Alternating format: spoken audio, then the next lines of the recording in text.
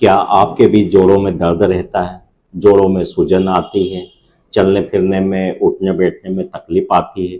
सुबह उठते ही पूरे शरीर में अकड़न आ जाती है और आप अपने जो दैनिक कार्य है ठीक ढंग से नहीं कर पाते हैं, तो यह वीडियो आपके लिए बहुत ही महत्वपूर्ण हो सकता है। इसे अंत तक जरूर देखिएगा। जब भी किसी व्यक्ति के जोड़ों में दर्द होता है, सूजन आती है, शरीर में अकड़न होती है, तो हम आमतौर पर समझते हैं कि यह एज रिलेटेड गठिया है, जिसे ऑस्टियोआर्थराइटिस कहते हैं।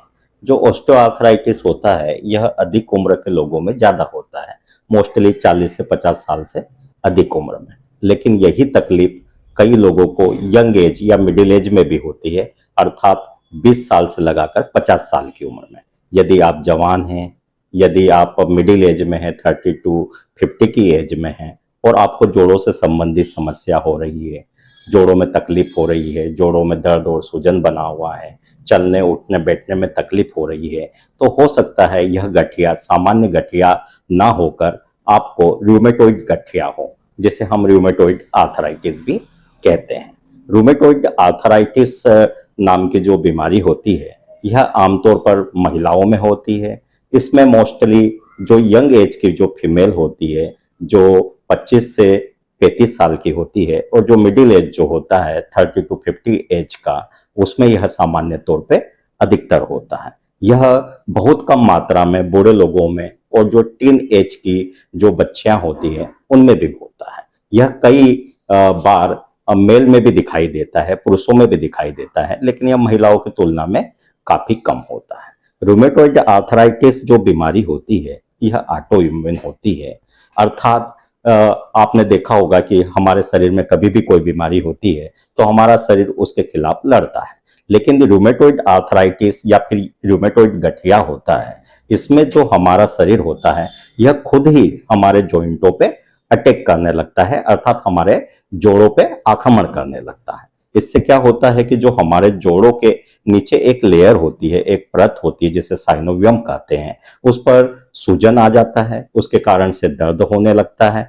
कई बार जब यह समस्या बढ़ने लगती है तो जोड़ों को भी यह नुकसान करने लगता है, और अधिक मात्रा में होती है तो यह फिर जो जोड़ जिस हड्डी पर बना हुआ है उस हड्डी को भी यह तकलीफ देने लगता है, और यदि इसका समय पर इलाज न किया जाए तो विकृति भी आने लगती है। इस बीमारी में सामान्य तौर पे जो उंगलियां के जो छोटे छोटे जॉइंट होते हैं यह टेढ़े होने लगते हैं।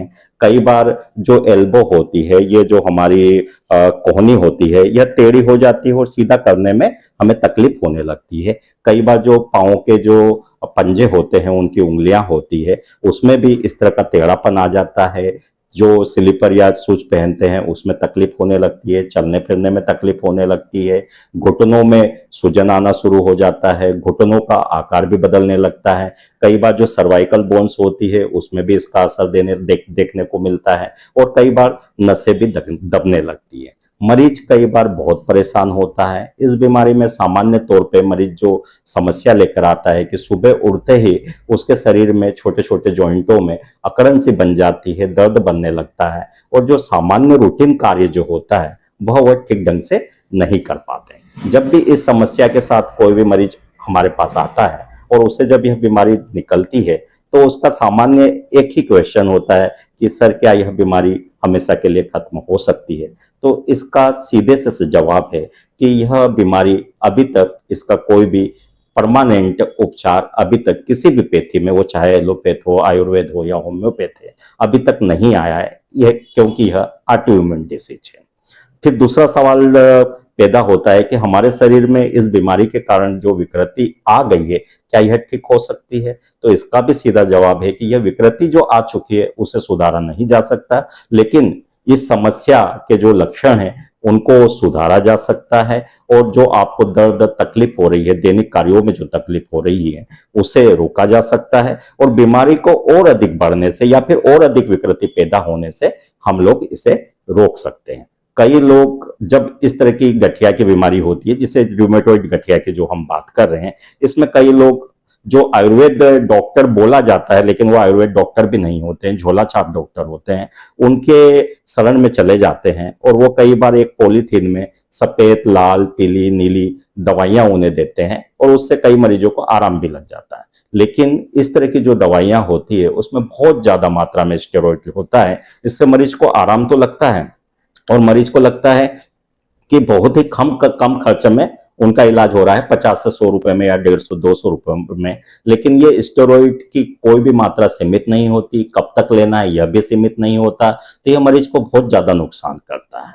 हम लोग भी स्टेरॉइड देते हैं, लेकिन उसकी मात्रा सीमित होती है और समय के साथ साथ हम लोग उसे कम करते चले जाते हैं और कैल्शियम विटामिन डी का जो सप्लीमेंट होता है उसे हम ऐड करते चले जाते हैं। यदि कुछ मरीज को बहुत ही ज्यादा हमें लग रहा है कि इसे लंबे टाइम तक कम मात्रा में स्टेरॉइड दे सकते हैं तो उसे हम देते हैं, लेकिन समय के साथ साथ हम लिवर किडनी की जांच भी करते रहते हैं ताकि उसे जो दूसरी बीमारियां स्टेरॉइड के जो दुष्प्रभाव से होती है उससे बचाया जा सके।